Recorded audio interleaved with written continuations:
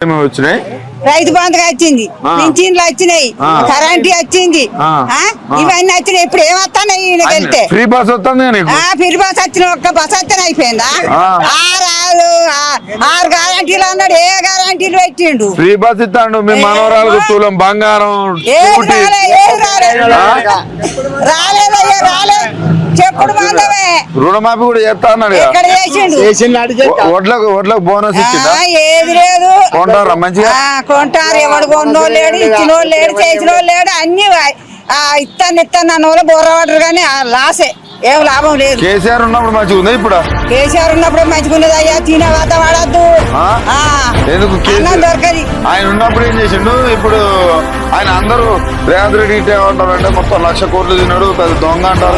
గట్టినే గుట్టిస్తారు, 1,00,000 దొంగ అని ఆడంటాడు. ఆడేం పొగసూరడు, అంతేనా?